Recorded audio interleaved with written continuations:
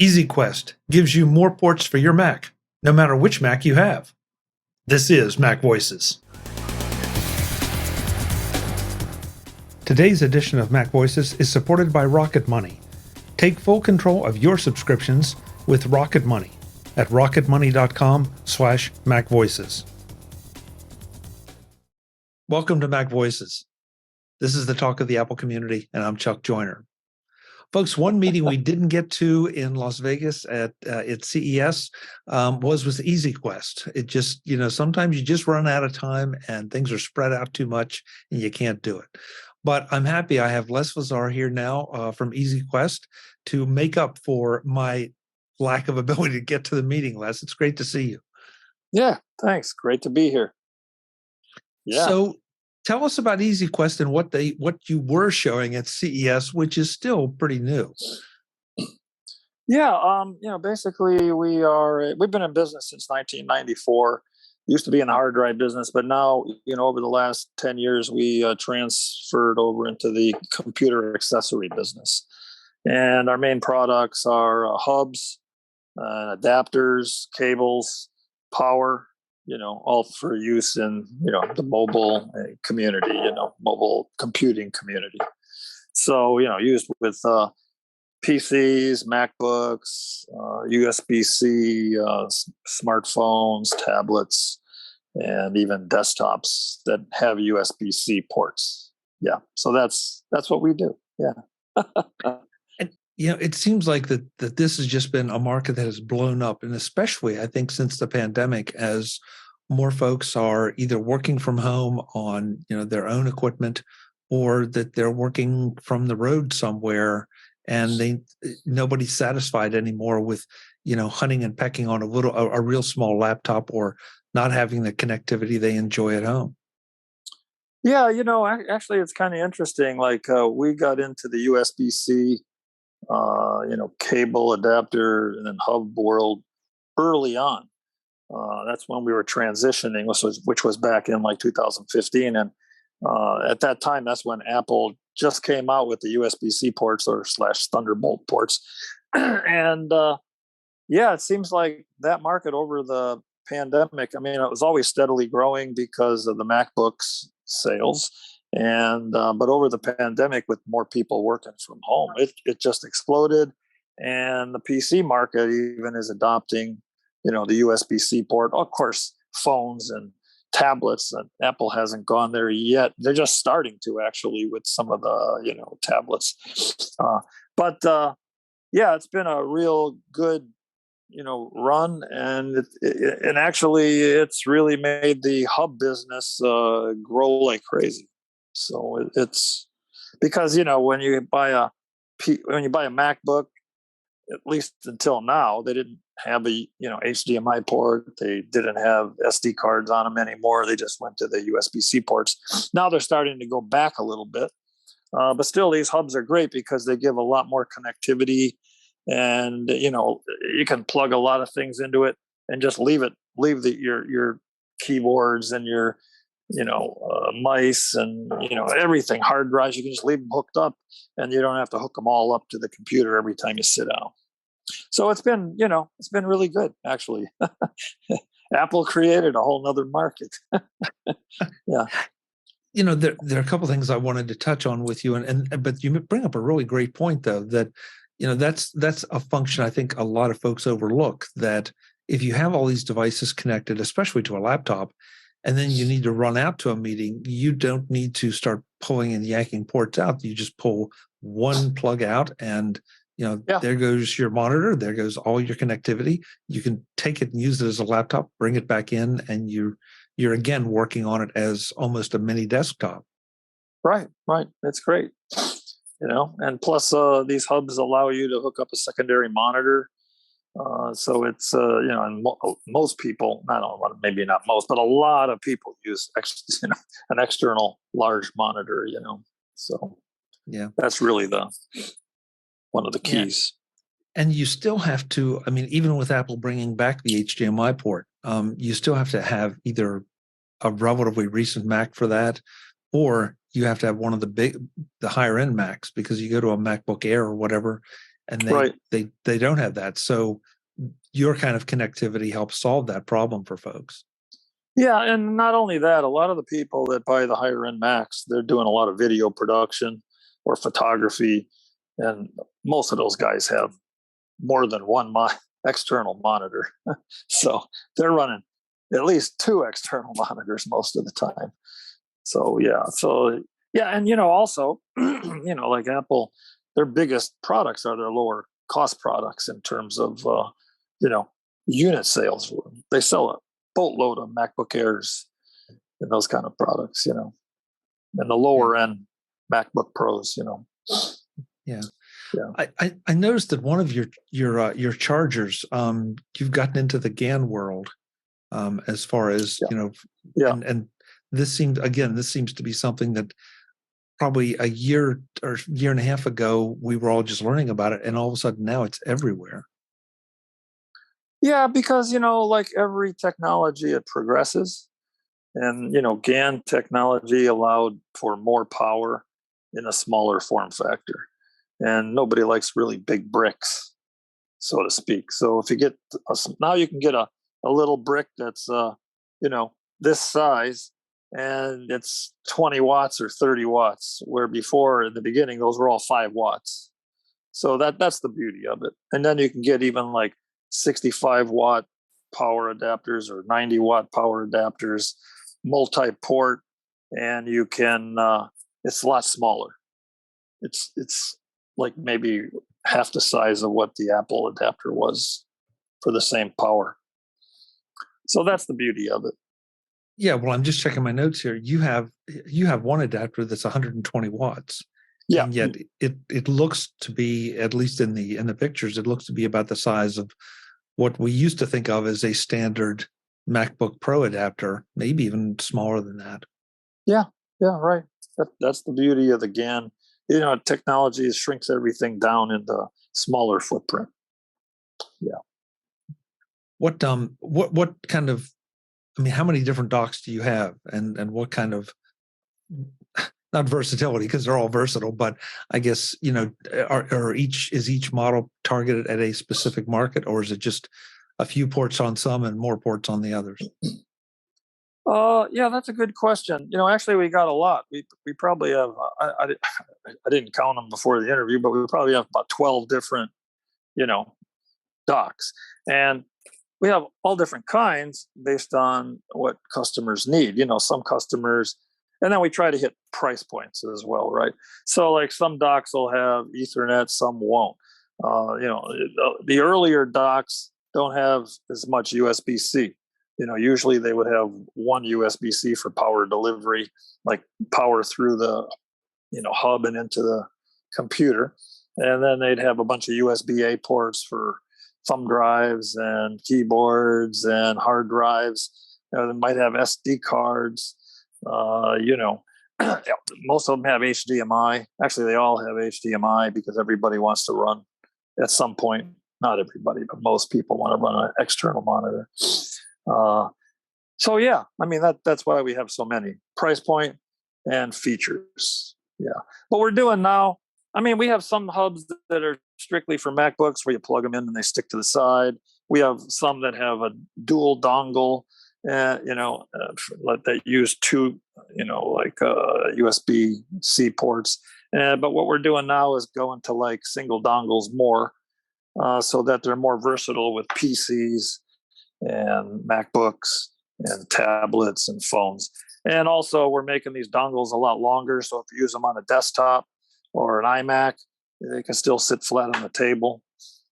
So that's we're kind of transitioning the product line to be more for the future with more USB-C ports, longer dongles, LED lights on them so that that when you plug them in, you can see that it's actually getting power. Better like power specs. Maybe one thing most people don't actually realize is, all these hubs, when you plug them in, they require some power. So say you have a 90 watt power adapter, you plug it in to the USB power delivery port, which will charge your MacBook. And actually some people don't even know that they can charge their MacBook through the Thunderbolt port, and it's even a PC, by the way. On most ports, you got to understand what the port is, because all USB-C ports aren't the same.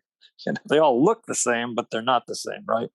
Some do video, some don't. Some are Thunderbolt, some aren't. Some are Gen 1, some are Gen 2. So you get all this kind of stuff. But anyway, yeah. So this hub, like I was saying, it actually uses about 10 watts. So if you have a 90-watt power adapter and you plug it into the hub, it's going to put approximately 80 watts into your computer. That allows your hub to function at its best.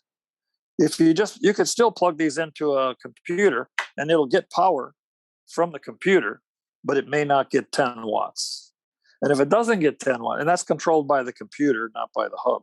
And if it doesn't, then you might not get totally the best functionality. You understand?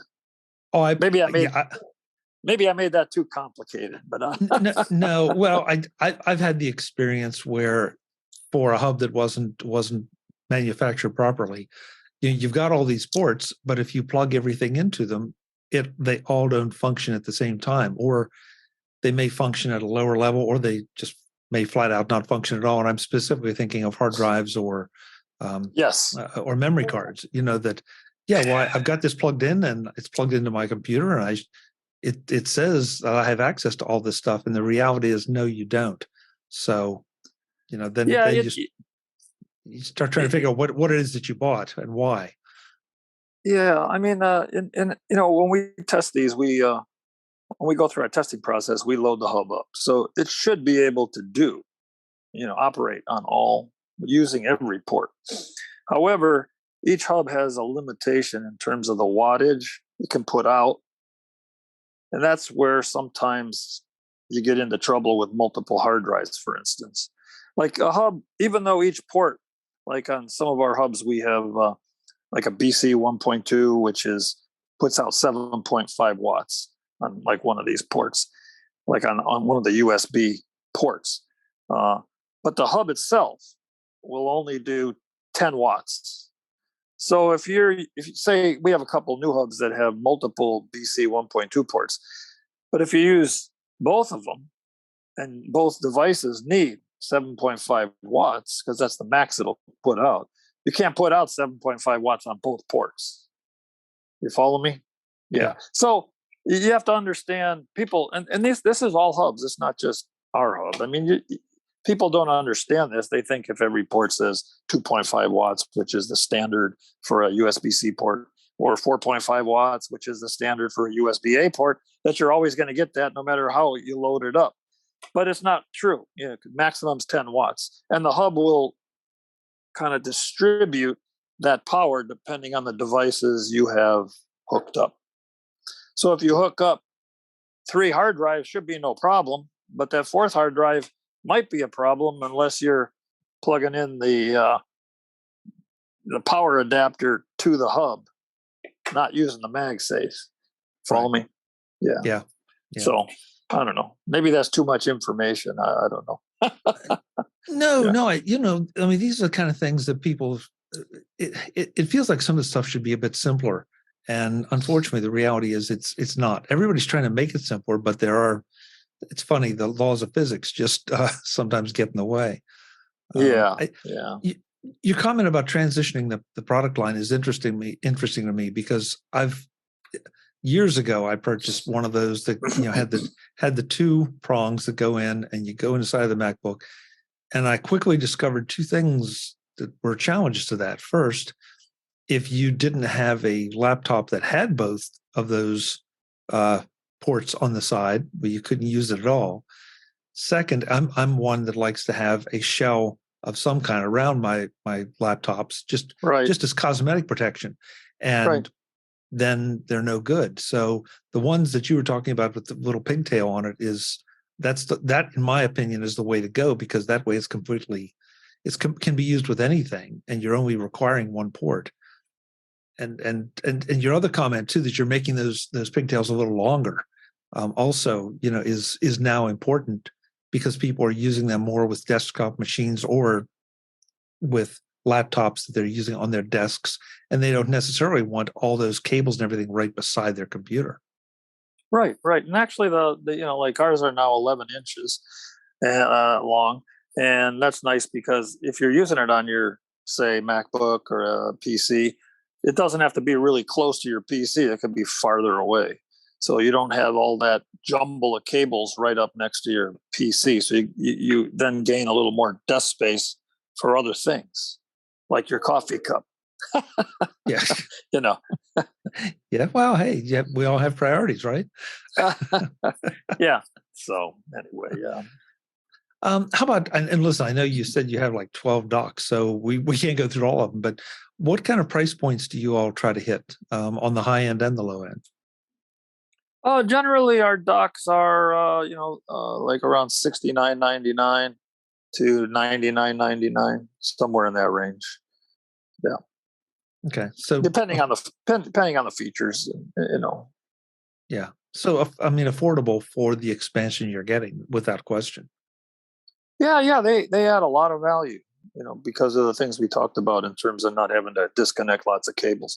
People don't really want to like plug in 3 or 4 cables to their PC, They just want to like one is simple. It's just simpler, Just hook it Well, all up to a dock and then disconnect the one cable, or leave it attached. When you turn it off. today's Mac Voices is supported by RocketMoney. Try it free for 30 days is enough time to try and completely forget about a subscription or service.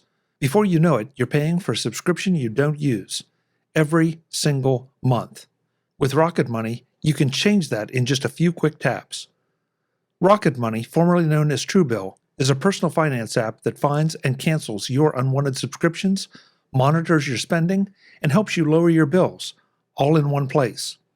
Over 80% of people have subscriptions they forgot about, like that streaming service you bought to just watch one show, or that free trial that you never even used. RocketMoney will quickly and easily identify those subscriptions for you so you can stop paying for the ones you don't want. That's found money back in your pocket, or bills off your credit card. No matter what you call it, it's a good thing.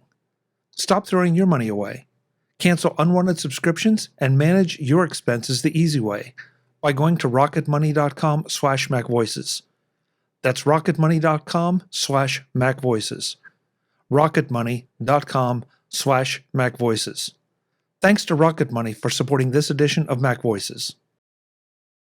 Well, and now with the new M2s out there, I think they're going to be very attractive to folks who are going to find out that maybe they don't have quite enough ports. And here's a solution, plug in one of these docks and you have more ports, and just be mindful of what you're plugging in and the power aspects of it that we've discussed.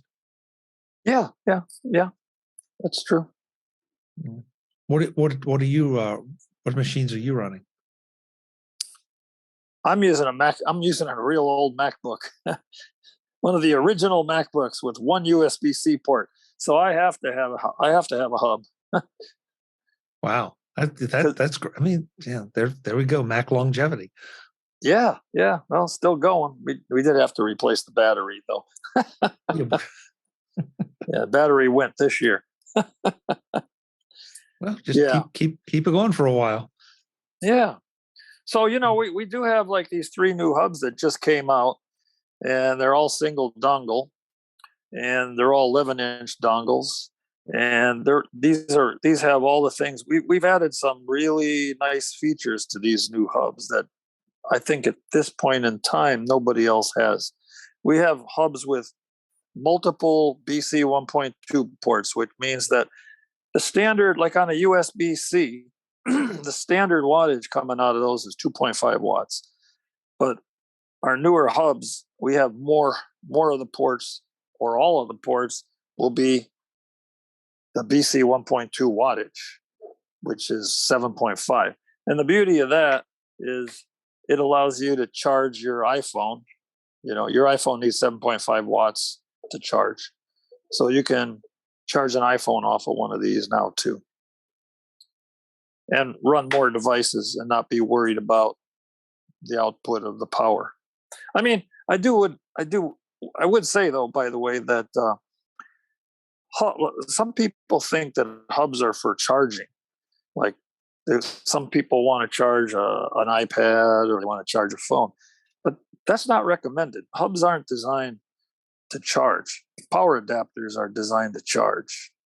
Like power adapters, you can buy a multi-port 90-watt power adapter, which will distribute the power to different devices based on what those devices need, right? Like a MacBook Air needs 30 watts, and an iPad might need 20 watts or 30 watts, and a phone 7.5 watts or 11 watts for a Samsung phone.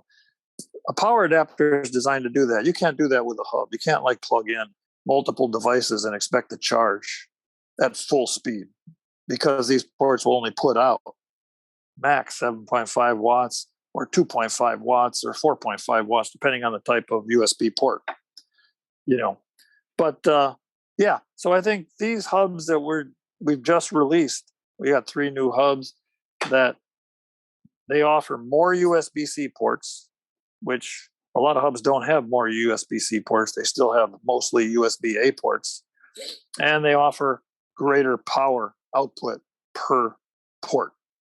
Yeah. And you combine that with the longer dongle, and then you can choose by feature, whether you want a Ethernet or whether you want, SD card, or whether you want all of that. We have all of it on one hub. So that's kind of our like newer line is just being released. Yeah, it's a big step. It's a big step, and this has been a great discussion, because I think a lot of people they see these things, they're $60, $70, $80, and they think they're going to function just like all the ports on their Mac, and they forget that everything you just talked about, that there are power limitations, there are speed limitations, there are just limitations as to what can go through that one little connection. And yes, the comments about the power adapter are perfect, because we're always looking, I can charge this, but it'll take me 12 hours, or I can plug it into this adapter over here and it'll take me, 30 minutes. And everybody wants to charge fast. I can tell you, I want to charge fast. What bugs me is I'll plug in my my phone at night, right? And then Apple, with the new, with the software update, it says your phone will be charged fully 6 hours from now. And I'm like, no, I want to charge now. I don't want to charge 6 hours from now. But anyway, I'm sleeping anyway, but I guess that's why they do it. Well, and to conserve battery, and to save the battery life, maybe, Yeah, because I think for those fast charging options, there's a lot more heat generated, and that's hard on everything. So right. But I know I have friends that use Qi chargers overnight, and that's their theory as well. It's slower to charge, but I'm asleep, so what difference does it make? Yeah, right. But we're all in that mode of, I want it now. I want it fast. Yeah. So, but to your point, you have to keep in mind that these ports on a MacBook, for instance, they're Thunderbolt ports, right? Thunderbolt is 40 gigabits per second, right? A USB-C port, Gen 2, is 10 gigabits per second. So the hubs, are inherently not the same thing. That's why I said, like, these ports are each USB-C looking port. You really have to understand as a user what the spec is of your port on your PC, because that port can be Gen 1, like I said, and that'd be 5 gigabits, and maybe it only put out 2.5 watts. I don't know. You have to know that spec too. Some ports do video, some don't. So some people want to hook up a USB-C hub and do video through the hub, but their port doesn't do video. But MacBook doesn't have that problem, because if you have a Thunderbolt port, it's going to do video. But then we get into a discussion of the cables. Yeah, well, that's true. That's a whole other issue. You got 100-watt cables, 60-watt cables. Do you have a cable that's video capable? That's another. This is what's so confusing to the end user. That's why we get a lot of tech calls. hey, this isn't working. Oh, well, how are you hooking it up? What do you got? What are you trying to do? That kind of stuff. So, yeah, that's got to be a challenge, trying to address those things and make people understand that, well, the cable looks the same and the port looks the same, but really not the same. Right. So. That's exactly true. Yeah. Yeah. And I always tell people too, like if you're trying to, same with a power adapter. If you're using a 60-watt cable and you got a 100-watt power adapter, you're only going to get 60 watts coming through that cable. So you got to make sure you got the right combination of accessories to do whatever it is you as a customer or user wants to accomplish. Something like that. Yeah, it looks like, from what I've read, the new USB spec is supposed to be a little bit more aggressive in requiring folks to label things, but it's too bad that they had to be told that. That there hasn't been a way to really figure out, and unless you keep track and mark all your cables as to where they came from and what they were advertised to do. Yeah, it's really true. Yeah, it's a mess. USB has been a mess from the beginning. You got the USB-A with the black, with the blue, with the I forgot, orange or something. There's every port's different spec. They're all downward compatible, but only to the slowest thing. Yeah. Anyway, but it's what we live with in this imperfect world that we live in. Yeah. But it's fun. That's why we're here. Exactly. Yeah. Try to educate people and let them know what's out there. Yeah, exactly. So if folks want to take advantage of some of your hubs and docks and chargers and everything, your website is? Oh, yeah. Our website is www.e as in Echo, Z as in Zulu, Q as in Quebec.com. Yeah. And all our products are available on Amazon, or they're available at Micro Center or at B&H, or from us direct on our website. But our website is a real good resource for anybody doing research, because we try to, if you look at our website, and it's the same on Amazon, we try to list our product. Like when you look at a hub, for instance, we'll say data speeds, we'll say power from the ports, we'll say the complete power that the hub has. We'll try to explain. We're constantly updating it based on the tech questions we get in as to what questions are people asking and how can we put that and answer it, on our website, make it easy for people to understand. Yeah. And that's no small thing. And if you don't understand why it's not a small thing, go back and re-listen to this interview, because unfortunately, we like to think it's easy, but it's not completely. Listen, if you're not doing anything demanding, maybe it isn't that big a deal to you. But if you're looking to get the best performance out of everything, and like Wes said, aren't we all? You really need to pay attention to this stuff. Yeah. So, Les, thank you. This has been a great conversation. We had a little trouble getting connected, but I'm glad we did. Yeah, Chuck, thank you. It was a pleasure. If we can help you anyway, let us know. I'll do it. All right. Okay. Folks, if you're curious about your chargers, your cables, or anything, and what you could be using, check out EZQuest at, I want to make sure I get it right, EZQ.com. Yes. Until the next time, and as always, thanks for watching. Visit MacVoices.com for show notes and to connect with Chuck on social media. Get involved in our Facebook group or like our Facebook page, and get more out of your Apple tech with MacVoices Magazine, free on Flipboard and on the web.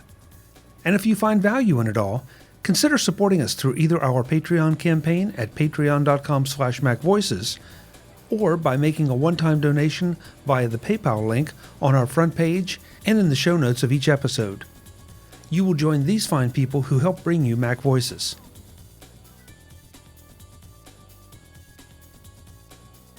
Advertising handled by Backbeat Media at backbeatmedia.com. Bandwidth provided by CashFly at cashfly.com.